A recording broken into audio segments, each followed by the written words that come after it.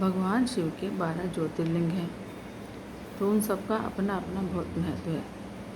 और जो चौथे नंबर पर ओंकार ज्योतिर्लिंग आता है, वह 2 भागों में विभाजित है। मध्य प्रदेश के खंडवा जिले में नर्मदा नदी के बीच मांधाता या शिवपुरी नामक द्वीप पर स्थित है यह ओंकारेश्वर ज्योतिर्लिंग। अब 2 स्वरूप में मौजूद है, एक को ममलेश्वर के नाम से जानते हैं और दूसरे को ओंकारेश्वर के नाम से। ममलेश्वर नर्मदा के दक्षिण तट पर, ओंकारेश्वर जो थोड़ी दूर पर स्थित है। अलग होते हुए भी इसकी गणना एक ही तरह से की जाती है। इस ज्योतिर्लिंग की स्थापना के पीछे भी एक कथा है, जिसका वर्णन हम यहाँ करते हैं। वैसे तो इसकी स्थापना के लिए कथाएं प्रचलित हैं, लेकिन यहाँ हम आपको ऋषि नारद मुनि की कथा सुना रहे हैं। एक बार नारायण भक्त ऋषि नारद मुनि गिरिराज विंध्य पर्वत पर घूमते घूमते पहुँच गए। यहाँ उनका स्वागत बड़े ही आदर सम्मान के साथ हुआ। विंध्याचल ने कहा कि वे सर्वगुण संपन्न हैं, साथ ही कहा कि उनके पास किसी भी चीज़ की कमी नहीं है, उनके पास हर प्रकार की संपदा है। उनमें अहंकार भाव साफ नजर आ रहा था। इसी भाव में विंध्याचल नारद जी के सामने खड़े हो गए। श्री नारद जी को अहंकार नाशक भी कहा जाता है। ऐसे में उन्होंने विंध्याचल के अहंकार का नाश करने की बात सोची। नारद जी ने विंध्याचल से कहा कि उसके पास सब कुछ है, लेकिन मेरू पर्वत के बारे में तुम्हें पता है, जो तुमसे बहुत ऊंचा है। उस पर्वत के शिखर इतने ऊंचे हो गए हैं कि वो देवताओं के लोगों तक पहुंच रहे हैं। ऐसे में उन्हें ऐसा लगता है कि वो इस शिखर पर कभी नहीं पहुंच पाएगा।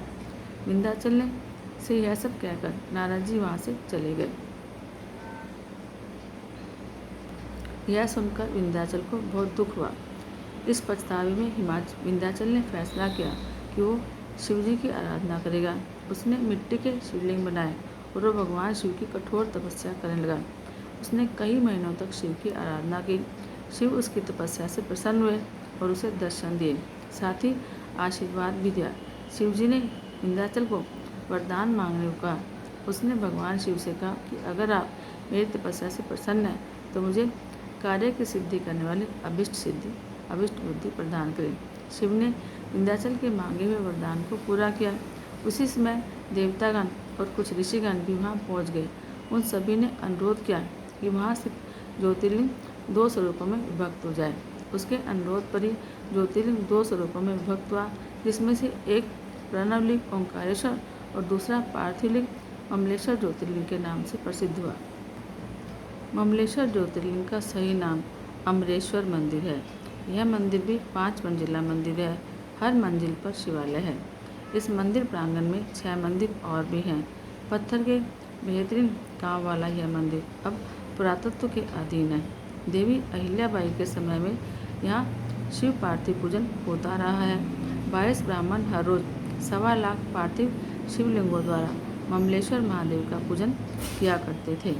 इसका भुगतान ब्राह्मणों को दान प्राथमिक भुगतान बोलकर राजा द्वारा दिया जाता था। वर्तमान में यह संख्या घटकर 11 और फिर 5 ब्राह्मणों तक सीमित हो गई। मंदिर की दीवारों पर शिव महिमा स्तोत्र लिखा हुआ है, जो कि सन 1063 से अब तक लिखा ही हुआ है। धार्मिक मान्यता के अनुसार जब आप ओंकारेश्वर मंदिर के दर्शन करते हैं तो आपको साथ में ममलेश्वर महादेव के दर्शन भी करने चाहिए, तभी आपके ओंकारेश्वर महादेव के दर्शन पूरे माने जाते हैं। हर हर महादेव।